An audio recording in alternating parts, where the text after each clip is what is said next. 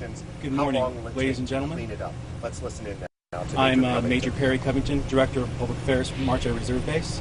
Today I have some individuals here who will be giving a couple of statements for you about the incident yesterday, and then afterwards we'll open up to Q&A. Now I'd like to introduce Colonel Thomas McNamara, our Vice Commander for the base. Thank you. Well, good morning, ladies and gentlemen. I'm Colonel Tom McNamara. I'm the Vice Commander of the 452nd Air Mobility Wing. Currently, base personnel and civic first responders are partnered in recovering the debris of a downed F-16 from yesterday's incident. The pilot involved in the incident did eject safely and is in good condition. Every effort is being made to ensure the public safety is being met. Due to the nature of this type of an incident, the recovery process is extremely involved. It is our priority to ensure that the daily lives of our local community and businesses are not heavily impacted. Feedback channel 2, man. So how do you that said, safety is our chief concern at this time, and we are working very closely with our first responders to ensure that safety for everyone. At this point, I'm going to turn it over to Chief Sean Newman for his statement. Thank you.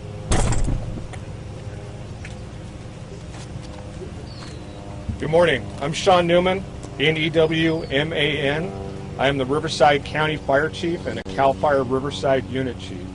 I'll just let you know what we know. Yesterday at approximately 15:45 or 3:45 in the afternoon, our responders responded to a reported aircraft down into a commercial building.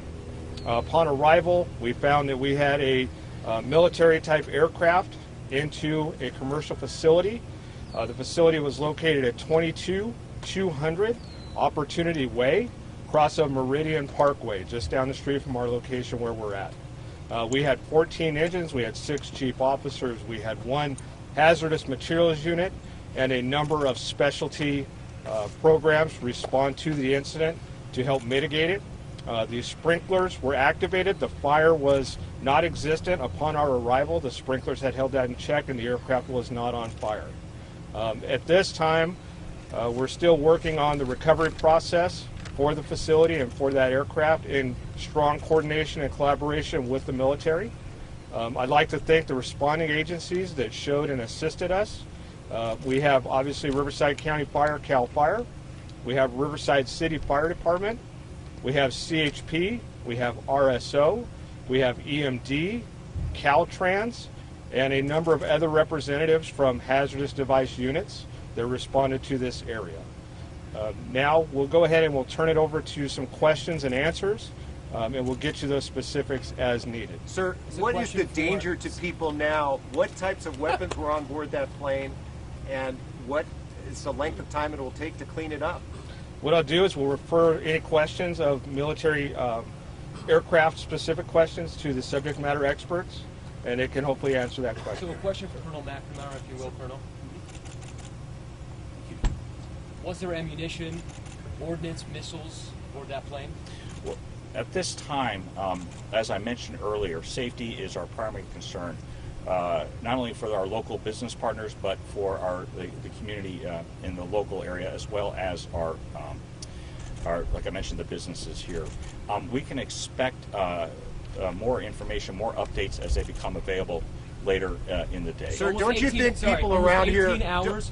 Almost 18 hours after that crash, and the military is not yet willing to say whether or not there was any live ammunition or ordnance aboard that plane?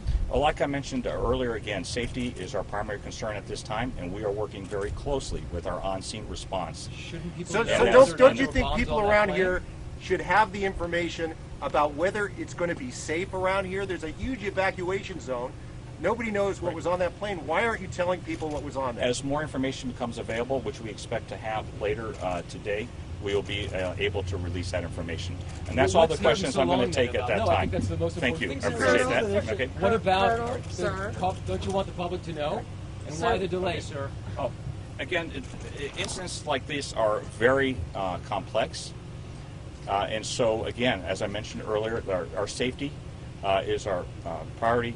This is the number one so priority does the at this Air Force point. not know whether or not there was ammunition or live ordnance on that plane? The Air what Force. you're saying? No, I'm not saying that You're at saying all. you do know, but you're not willing to say. At this time, again, I'm mentioning that safety is our utmost priority. We and know as soon that. As we We have, know that. As soon as we have more information, we'll be happy to What pass that information on. are you waiting for? You're Okay. saying this type of incident. What is this type of incident? What is it? No, I mentioned again where the safety tell is. us What is the what's- potential okay. hazard for people? Let 'em- Potentially, what could there be? Potential hazards in this is anytime you're dealing with an aircraft incident, there are potential dangers, and that's why we are working very closely with our first responders to make sure that we do secure the area. Sir, but- Colonel, Okay. can you There's address, something if you else. will, Hold on, excuse please. me, sir. Okay. Thank Sorry. you.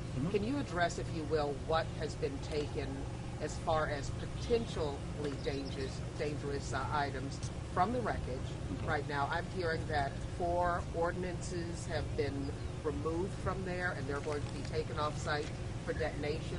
What can you confirm that? What can you tell us about that? At this point, we can say that our explosive ordnance team, our disposal team, is on site and is working through the situation at this time. Were they working overnight? Were items removed from that wreckage overnight? I can't say at this point if the items were removed at this point. But What you're saying is you won't say? No, You do know what happened, right? You do know whether or not it happened. What you're saying is I you're can not say willing to I can say that our EOD personnel were on site and were working through the night. And they removed ordinances. I don't have that information at this time. What is the walk us through timeline for this entire process? I know you have to be methodical about it. Safety is a big issue. Right. But can you give us a sense, and in your community, a sense of the timeline for this? Well, that's an excellent question, and I can pass that back to our civic responders that might have an estimate for when we can expect this process to wrap up. Do we have any details on that? Not even so much the process to Yeah. wrap up, but that the execution of removing whatever it is you're removing that you are not able or willing to say right now. Do we have a timeline for that? Just to let your community know what they're looking at. I'm seeing long-haul truckers right. coming in and I totally understand what you're asking, and I don't have the exact timeline, so I'm going to hesitate to give that information out in case it is not 100% correct at this time. Why Again, does this afternoon we expect to have a lot of these questions answered But for maybe, you. sir, you can give us just a general answer about how ordinances are removed, how long the process typically takes, what it's like, just some background information. And about that, it. unfortunately, that is not my area of expertise, but we will be looking into that for you this afternoon's update. Sir, can you Yes. just explain a little bit about what these training missions involve typically, and what can or may not be on an F-16 like this? What we can say is that it was an F-16 training sortie, and that's about all I can mention at this time, only because it's not an aircraft that I am familiar with. Part of the NORAD Okay. mission, sir? Again, what the information that we have is that was on a local training sortie. That's the information that we have. Clearly, And last you're- question, please. You're worried about something, otherwise Oh, no. you wouldn't have the 215 freeway closed and all these streets closed. What are you worried about potentially? Again, it's the safety of our responders and the businesses here in the local area. Anytime you have an incident like this, we have to make sure that we secure the area to protect those that are working in the area and those that are working to recover the aircraft. It's pretty much a standard procedure with an aircraft incident of this nature. I'd like to thank everybody for coming out this morning. Again, expect an update this afternoon. And if there's no other questions or excuse me, no other comments from all our Do you have any personnel other back here? questions for our other experts here on Street? Oh, Thank you. absolutely. Absolutely. I know a lot of drivers are concerned. Of course. Caltrain? Yes, good morning. My name is Terry Kasinga, Terri, last name Kas as in Sam, Ing. I'm the Chief PIO for the California Department of Transportation. Right now, Caltrans is in unified response on this incident, and we have been since it occurred yesterday. We have a closure between Harley Knox and Cactus on the 215 in both directions in Moreno Valley. We have been urging traffic with our CMS signs all the way down to Orange County, San Diego, and up into the high desert, down toward LA, for people to use alternate routes, avoid this area at all costs. Try not to use the 215 over here. I realize that the local roads are jammed up, and traffic is actually pretty well on some of the freeways, 91, 215 around this area, but right here at the center of this incident, traffic is really bad. We just really want people to lay low, avoid the area, don't come through here, and wait until this incident is cleared and the 215 is reopened. When was Caltrans given notice that this closure was going to extend into today? We became aware of it at about 1600 yesterday, or 4 o'clock in the afternoon, and at that point our staff was already en route, setting up with CHP on the closure for the incident and then activating our CMS signs. When did this Caltrans though become aware that this was not going to just be a few hours yesterday, that this sounds like stretching into maybe most of today? Well, just based on my experience over the last 29 years, I knew this was going to be a long-term incident and that we needed to be in it for the long haul, because there's shifts of our maintenance employees. When did Caltrans know? I'm trying to think of a Oh, time. I would say probably before 10 o'clock last night. We knew that this was going to probably be a little bit longer, but we weren't given any details. We're here to support CHP and the incident. What about rush hour tonight? I would urge people not to come this way at night. Find alternate routes to get home.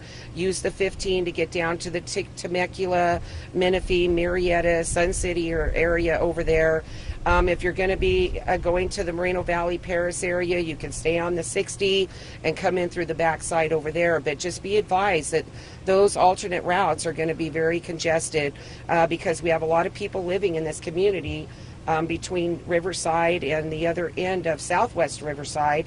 They use this as a thoroughfare every day. So if you can use the 15 or maybe use even the 74 from Cajalco or at Lake Elsinore into Paris, that's my advice. Just avoid the area and avoid using the 215 between Moreno Valley, and I'm going to be safe and just say all the way down toward the 74 at this point.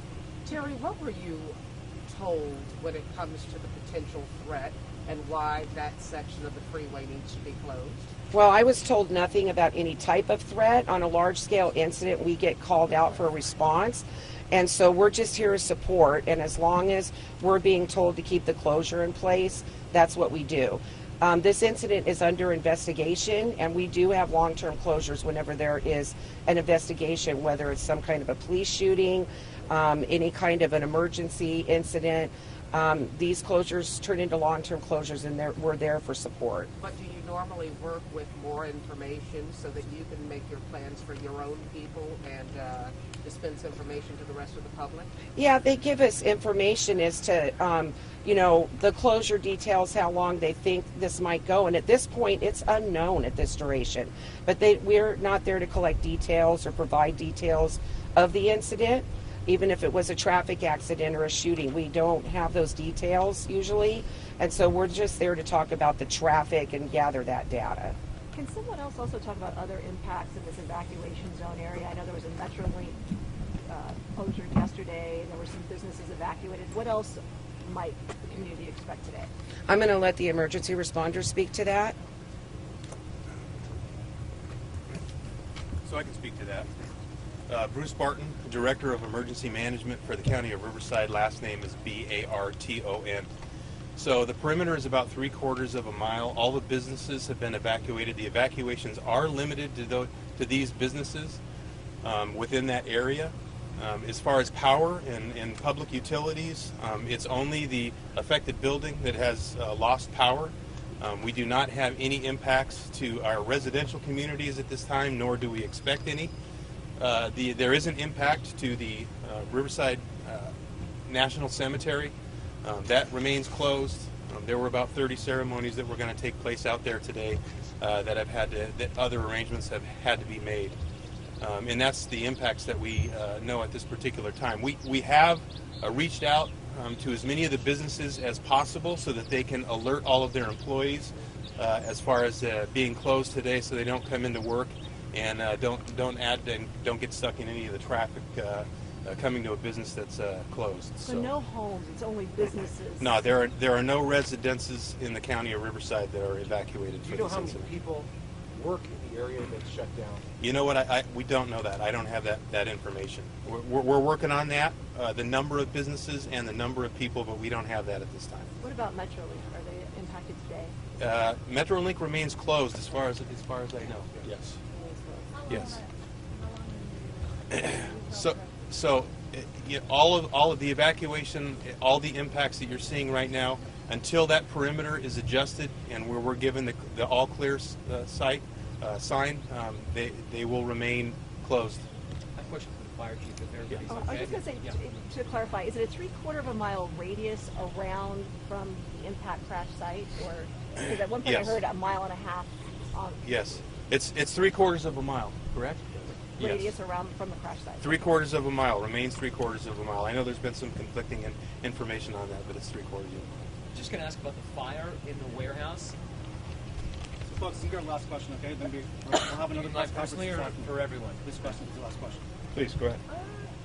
Last question. Can you tell us about the fire? How long did it burn in the warehouse? And Major Covington, maybe you can help us out. Was it so fast burning because the plane was empty? Or what? One thing to reiterate with the response to the aircraft down, there was not a fire. It did rupture the sprinkler system, which was in the commercial facility. It's an ESFR system, so it flows a lot of water. The fire was non-existent when we got there. We did have 6 officers from the Riverside Sheriff's Department gain access to the facility to try to look for victims or civilians. They did not find them. They were exposed to a minimum amount, and as a precaution, we took them to the hospital just as a precaution. We also had 6 persons that worked in the facility, which we also transported to the local hospital as a precaution. Unknown if they had any exposure or anything, but we wanted to take all precautions. Exposure to what? Well, we don't know. We don't know. Anytime we have an aircraft, anytime we have a commercial facility, we don't know inside what the hazardous materials are. When we bring our hazardous material specialist in, generally they will set up what we call a plume area, which tells us based on the wind, the environment, which way, if we had an exposure, it would go. And if it's an unknown commodity that we're dealing with, they will set up a large perimeter. That's how you see that we come up with 3/4 of a mile, or we back these areas off to ensure the safety of the public. When your team went in there, were they aware that there was ordnance on that plane? Our team did not go in there. Did not go in there because of the aircraft that was in the facility. They were not, the officers were not. They were unaware that that was a military aircraft or what the specific hazardous materials that may be in a commercial facility were in there. So they went in just looking to help out and look for any victims that they thought might be in. Chief, how has your staffing Folks, changed during we're going to have another press conference at this? 3 o'clock. We'll have all of the answers to your questions that we have. So, For the national shows, it's almost too late, by the way. Let me answer that one real quick. Okay, thank Yes, you. ma'am. Yesterday we had upwards of 40 to 50 emergency response personnel here of various types of equipment and specialties. Today, from Riverside County Fire, we have 3 engines, 1 ladder truck, and 2 chief officers, along with our EMD staff and some of our other specialty positions. Is that beefed up staffing? That's what we've dropped it down significantly. Again, because of the lack of a fire hazard right now, and the hazardous materials portion has pretty much been mitigated. So this is a precautionary, but we're going to stay steadfast and ready in case something does happen. Until we get this incident concluded, we will be here. Thank you, sir.